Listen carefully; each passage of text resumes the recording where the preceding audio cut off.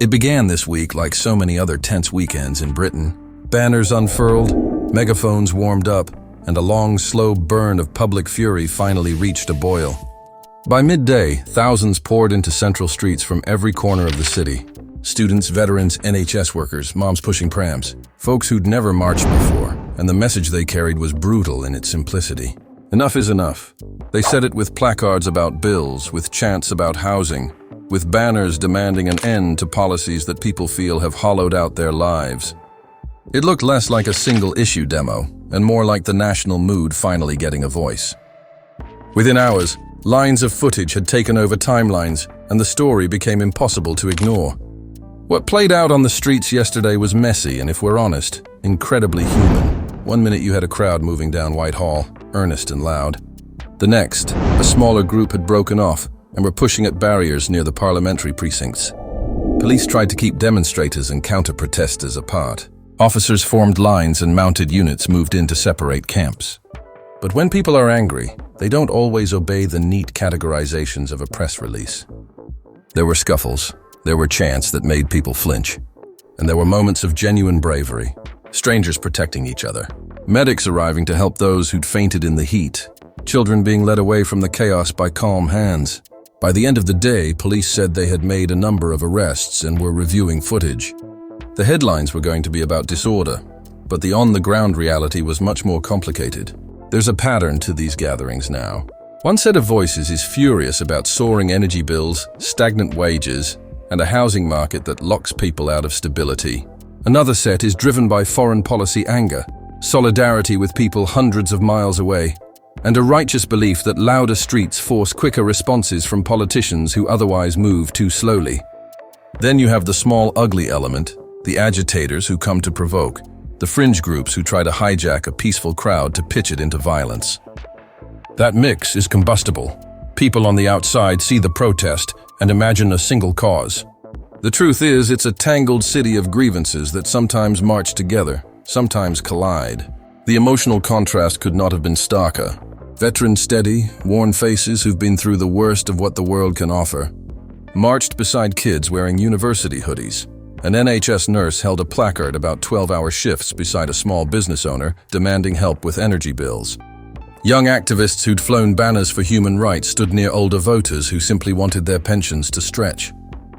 When those worlds collided on the street, you could see each person's grievance in their eyes, and it became impossible to reduce the moment to a talking head soundbite.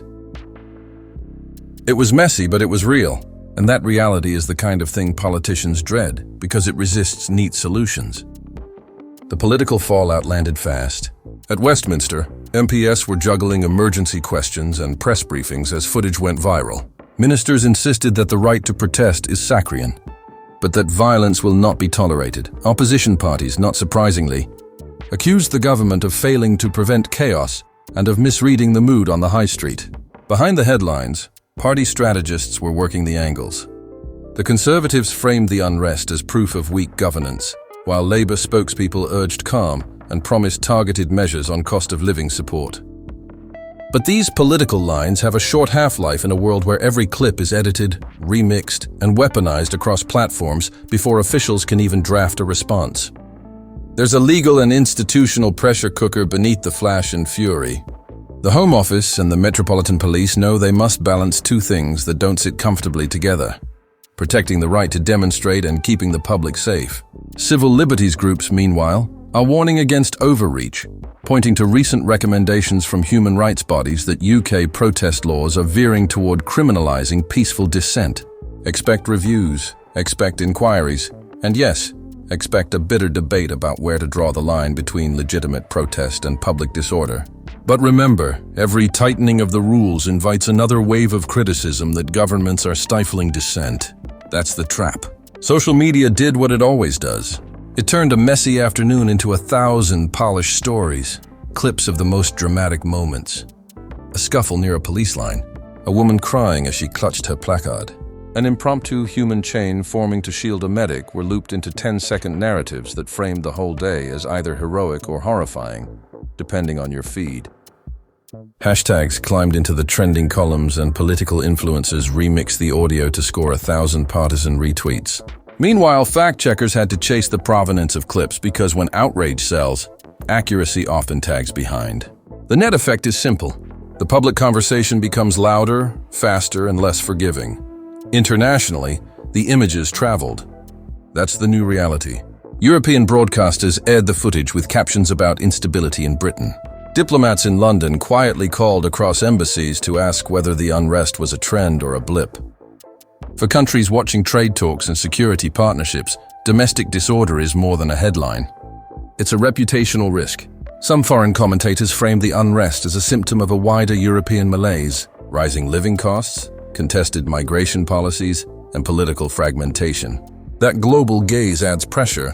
Leaders don't just have to answer their own voters. They have to manage the impression their unrest makes in capitals from Berlin to Washington. What happens next matters.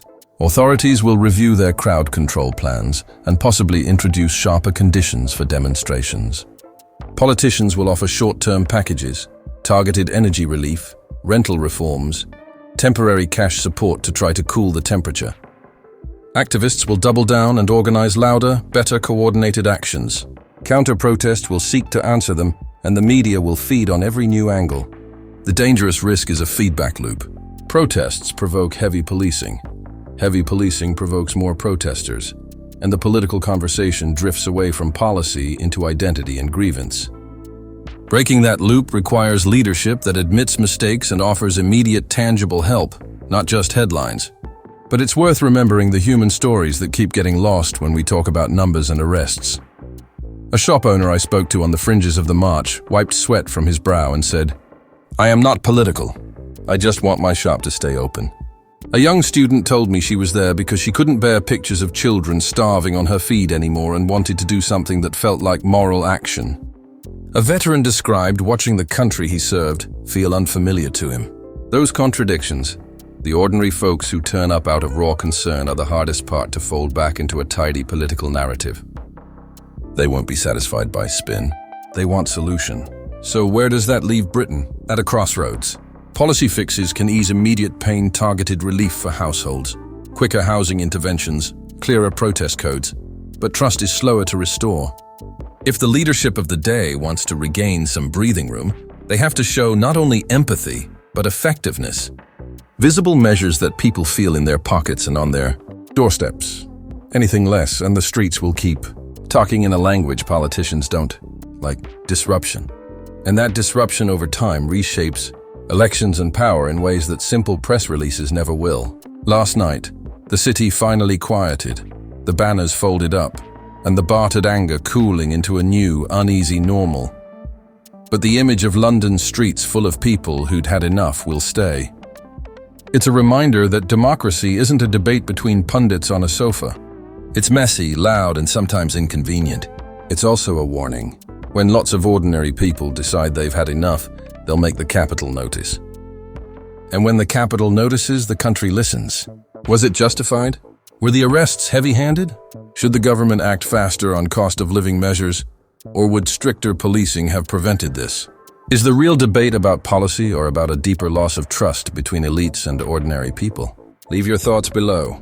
Share this with someone who needs to see the full picture.